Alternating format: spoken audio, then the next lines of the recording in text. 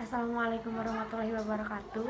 Perkenalkan, saya Erlinda Veronica dengan NIM 1905947. Di sini saya akan menjelaskan mengenai model pembelajaran terpadu. Model pembelajaran terpadu merupakan suatu proses pembelajaran yang mengaitkan antara aspek-aspek mata pelajaran, baik itu intra maupun antar pelajaran. Nah, menurut Prabowo 2003, model pembelajaran terpadu ini mempunyai ciri-ciri. Yang pertama yaitu berpusat pada siswa atau yang kita sebut dengan student center. Lalu yang kedua adalah proses pembelajarannya ini melalui pengalaman secara langsung yang didapatkan oleh siswa. Dan yang ketiga itu pemisahan antar pelajarannya itu tidak terlihat secara jelas atau tidak terlihat langsung karena ada keterpaduan tadi. Lalu adapun model pembelajaran terpadu yang dikemukakan oleh Fogarty tahun 1991, 61 sampai 65, yaitu terdapat 10 model pembelajaran terpadu. Yang pertama yaitu ada the fragmented model.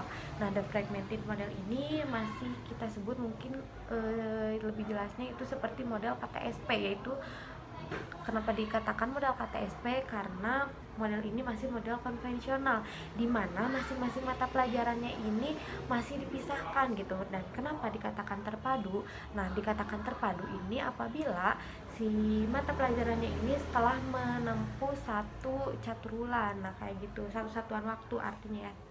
Lalu yang kedua ada the connected model. Nah, model terhubung ya, connected.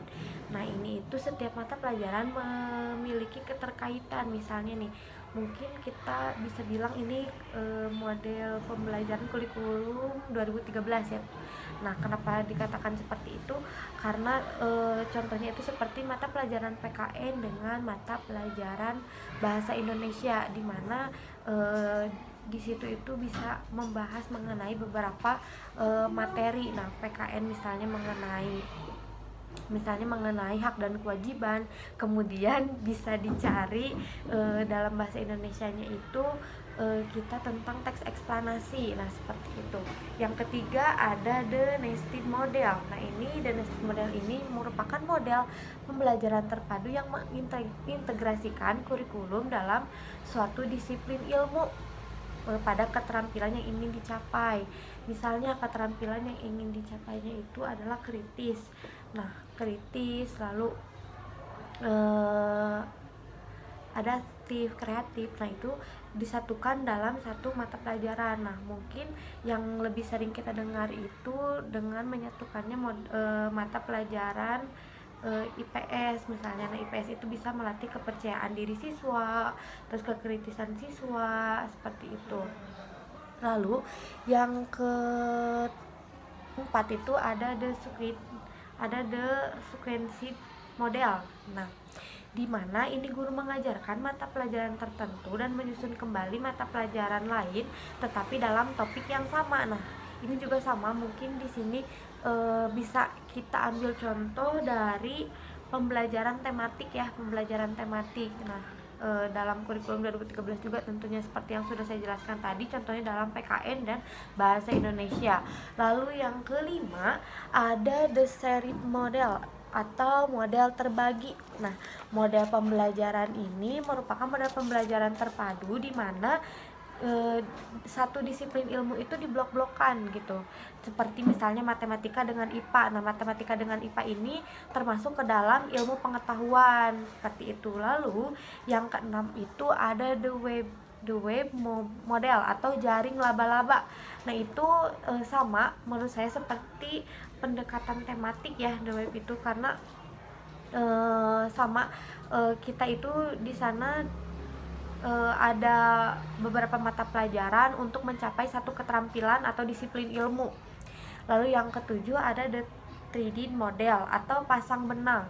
Nah, ini merupakan model pembelajaran terpadu yang berpotongan dengan inti materi yang harus dicapai dalam suatu keterampilan. Misalnya kita akan melatih suatu keterampilan suatu keterampilan problem solving. Nah, dari mata pelajaran yang sudah dipelajari kita akan melatih anak untuk bisa problem solving.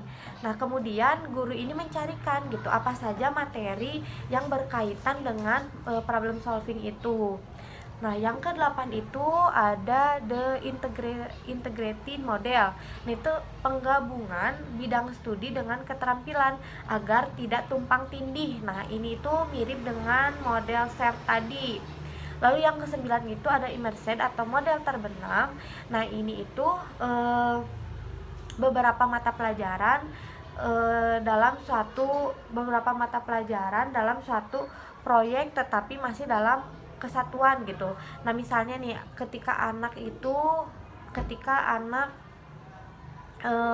memiliki suatu keterampilan ataupun minat dalam bidang seni musik, tetapi ia mencari tahu atau mempelajari juga tentang seni-seni lainnya seperti seni tari, seni lukis. Nah, seperti itu. Lalu yang terakhir ada network model atau model jaringan.